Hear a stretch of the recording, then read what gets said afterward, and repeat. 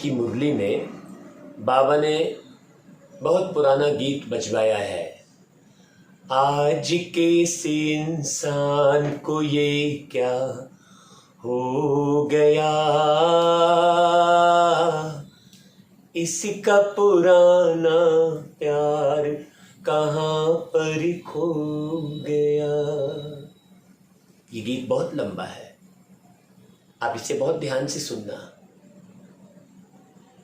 इसमें बताया है कि कैसी ये मनहूस घड़ी है, भाइयों में जंग छिड़ी है, कहीं पे खून कहीं पे ज्वाला, जाने क्या है होने वाला। ऐसा गीत है ये। मैंने ये गीत ये प्रदर्शित कर रहा है कि प्रत्येक व्यक्ति असमंजस में है, संशय में है, भय में है कि देखो भाई आज के इस इंसान को क्या हो गया, इसका पुराना प्यार कहाँ पर खो गया। वो पुराना प्यार, वो सतयुग का प्यार, वो त्रेता युग का प्यार, वो कृष्णपुरी का प्यार, वो राम जन्मभूमि वाला प्यार, राम राज्य का प्यार, वो कहाँ खो गया।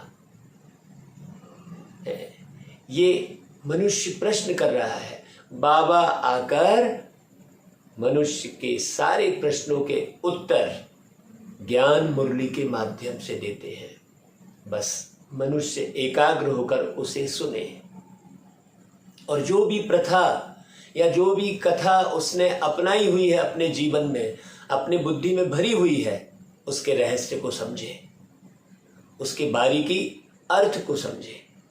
हाँ, चर्म कथा को छोड़कर कथा के मर्म को समझे, तब जो है व्यक्ति अपने जीवन का निर्माण कर सकता है। बहुत सारे व्यक्ति हमें मिलते हैं, कहते हैं कि ये क्यों नहीं सुधर रहा है, ये क्यों नहीं ठीक हो रहा है, ये प्रथा क्यों नहीं बंद हो रही है, आज मनुष्य को क्या हो गया है। ऐसे कई प्रकार से मनुष्य प्रश्नों के घेरे में है, उसे समझ में नहीं आ रहा है कि ऐसा क्यों हो रहा है। क्यों? क्योंकि सृष्टि का चक्र घूमता ही है। अब कल जो है एक स्थान पर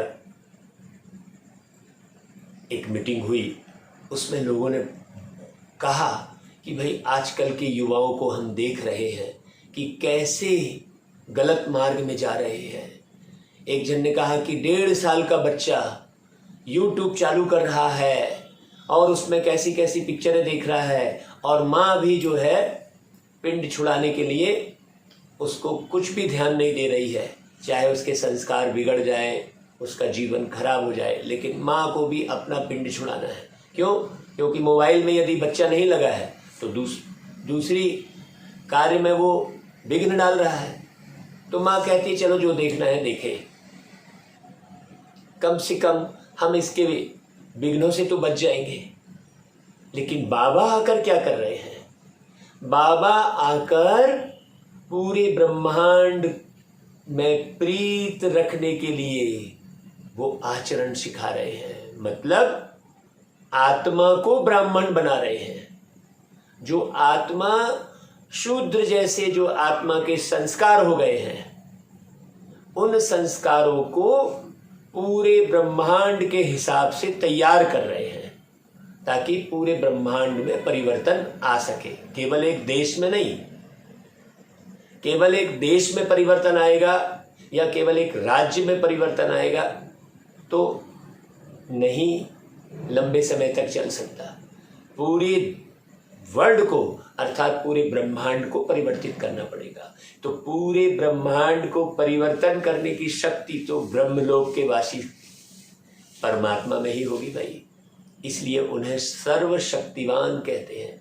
अब सर्वशक्तिवान का मतलब ये नहीं हुआ कि वो कोई भाला तीर लेकर और कोई अस्त्र लेकर किसी राक्षस हुए मनुष्य को के जीवन को समाप्त कर रहे हैं। नहीं, सर्वशक्तिवान का अर्थ है कि परमात्मा धरती पर आकर सभी प्रकार की शक्तियों को समाने और धारण करने के लिए ज्ञान सुनाते हैं, समझ देते हैं।